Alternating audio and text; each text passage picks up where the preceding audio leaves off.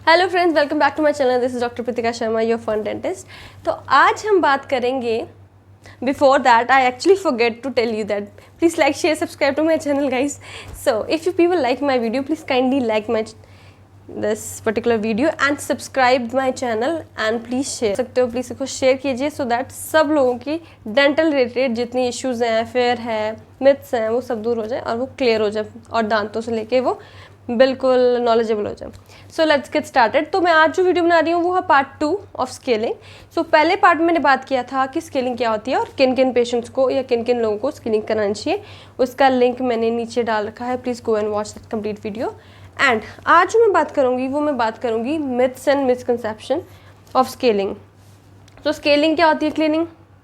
तो क्लीनिंग जब आप दांत की कराते हो and I know there so many patient जो कहते हैं कि भाई हमें तो बहुत डर लगता है दांतों की सफाई कराने से, डॉक्टर साहब दांत हिल जान देने, डॉक्टर साहब ये होता है, डॉक्टर साहब वो होता है। तो अभी क्या क्या होता है और क्यों क्यों आप सोचते हो ऐसा, उसकी पूरी डिटेल वीडियो मैंने आज बनाई है, बिकॉज मुझे लगा कि ये बहुत ज़रूरी बताना, क्योंकि हमारे पेशेंट आज नहीं, जब मैं स्टूडेंट थी तब से लेकर अब तक लोगों की सेम ही मिथ्स हैं।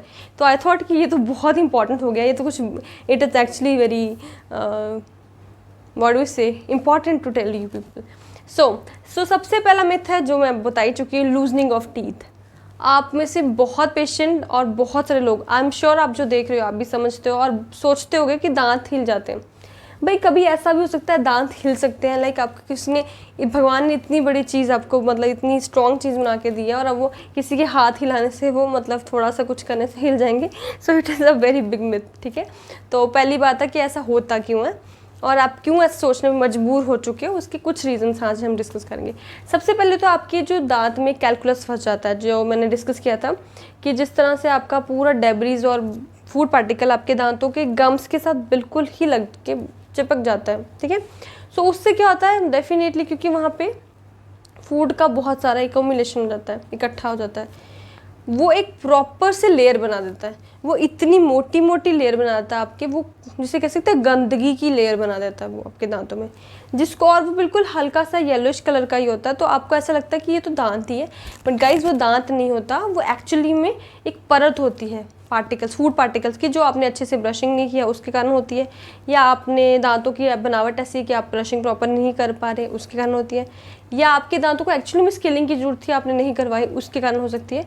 सो और भी काफ़ी रीज़न होते हैं, मेडिकल इश्यूज हो सकता है, कुछ भी रीज़न के कारण बहुत सारा फूड पार्टिकल बैठ गया। ठीक है, अब उसने क्या किया, वो पूरे गम्स के साथ और आपके दांत के साथ बिल्कुल जुड़ा है, बिल्कुल स्टक कर गया, तो डेफिनेटली उसने एक प्रॉपर उसको कवरिंग दे दी है।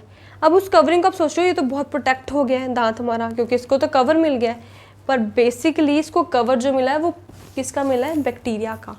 वो फूड पार्टिकल में बैक्टीरिया का अटैक हो रहा है, उसके एंजाइम्स, उसका जो रिएक्शन है वो उसका कवर कर रहा है।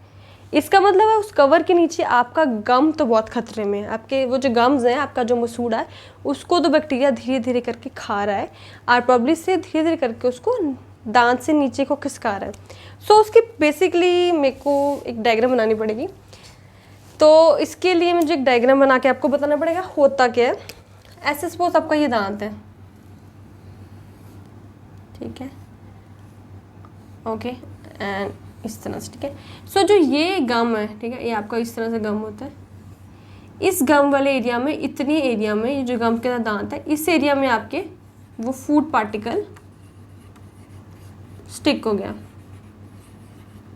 आपको लग रहा है फूड पार्टिकल ने इसको जगह दी और यहाँ पे बहुत सारा फूड पार्टिकल यहाँ पे स्टिक हो गया, तो उसने उसको एक कह सकते हैं ना एंकरेज प्रोवाइड किया, स्ट्रेंथ प्रोवाइड किया, पर ऐसा बिल्कुल नहीं होता।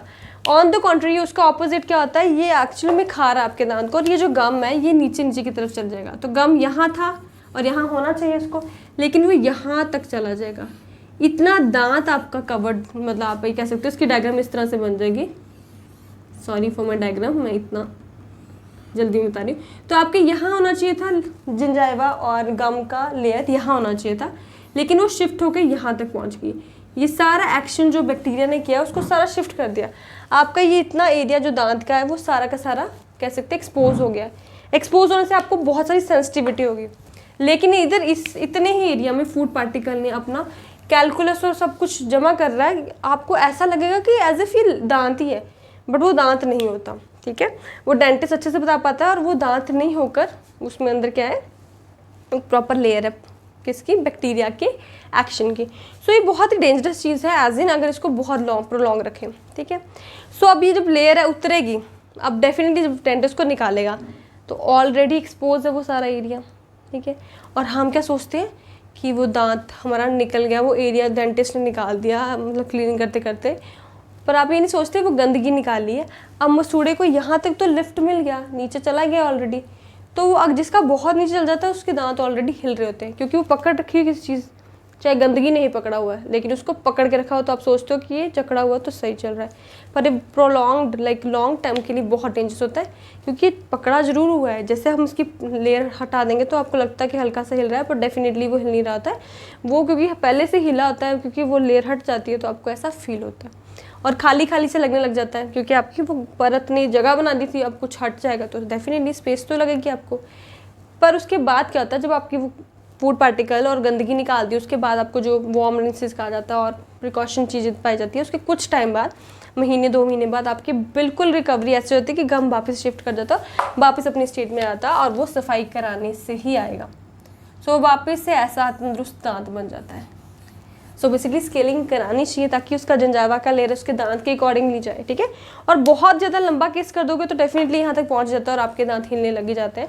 सो डेंटिस्ट उसको बचाने के दूसरे तरीके ढूंढता है, या फिर उस तरह से आपकी फिलिंग कर देगा और तरह की ट्रीटमेंट्स कर देगा, प्रोसीजर कर देगा। पर आप ये चीज़ मिथ में बिल्कुल लेके मतलब आइए कि ये मिथ है, डेफिनेटली एक मिथ है कि ये लूज़ कर देता है दांत को। मुझे इतना डिटेल बताने की इसलिए जरूरत पड़ी बिकॉज मुझे लगता है काफ़ी लोगों को ये डर होता है, ऐसा कुछ नहीं होता। लूजनिंग क्यों हुई, आई हैव टोल्ड यू कि इस कारण से लूजनिंग हुई, इस कारण से आपका दांत हिल सकता है। सो पहले इसको अगर आप क्लीनिंग कराओगे तो इतनी दूर तक नहीं जाना पड़ेगा, ठीक है। और सेकंड पॉइंट है, एक तो मिथ ये हो गया कि लूजनिंग कर दांत गिर जाएंगे या दांत टूट जाएंगे, दांत हिलेंगे। सो वो बिल्कुल बिल्कुल मिथ है। सो सेकंड मिथ है, और क्लैरिटी आई प्रॉब्ली से कि होगी है, आप जब करोगे इसकी क्लीनिंग प्रॉपर से प्रोसीजर कराओगे, आपकी सारी प्रॉब्लम ये लूजनिंग का बहुत ही आपका डर भी निकल जाएगा, ठीक है। आप समझ जाओगे कि इससे कुछ नहीं होता। और कईयों को तो बहुत कम दांत में कैलकुलस होता है, वो दूसरों की बात सुन के कि अरे नहीं तेरे हिल जाने दांत, आज तुम्हारे दांत हिल जाएंगे।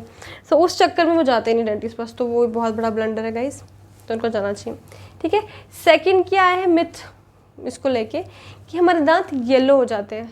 गाइस येलो बिल्कुल भी नहीं होते दांत। अब ये देखो कुछ पेशेंट्स में हो सकता है ऑब्जर्व हो रहा, अगेन वो इसलिए हो रहा क्योंकि जब उन्होंने एक्सपोज कर दिया तो आपको डेंटिन दिखने लग जाएगा। इस जंजावा के लेयर के नीचे डेंटिन होगा। डेंटिन एक सेकंड लेयर होती है दांतों की, तो क्योंकि वो डेंटिन दिखेगा तो उसका जो कलर होता है येलो होता है। तो हो सकता है कुछ लोगों में वो हल्का हल्का येलो दिखता है, बट ऐसा बिल्कुल नहीं होता कि वो येलो हो जाए दांत। भाई किसी की स्केलिंग कराने से येलो दांत होना बहुत ही इम्पॉसिबल है, ठीक है। और तीसरा मिथ है आई वुड से सेंसिटिविटी के ऊपर बहुत ज़्यादा लूजनिंग में तो बहुत ज़्यादा बोलते हैं। सेंसिटिविटी इज सेकंड रीज़न कि why people don't want to go to dentist for scaling. तो स्केलिंग क्यों नहीं कराना चाहते, सेंसिटिविटी, उनको ठंडा गर्म लगता है। तो गाइस ठंडा गर्म उनको फिर से वही रीज़न से लगता है क्योंकि वहाँ पे फूड पार्टिकल एक्यूमुलेटेड है, बैक्टीरिया का एक्यूमुलेशन है, तो उसको ऐसा लगता है, ठीक है, कि वहाँ पे सेंसिटिविटी, क्योंकि वो हट जाएगा ना वो पार्टिकल, तो बीच में पीछे से एक्सपोज रीजन आ जाएगा।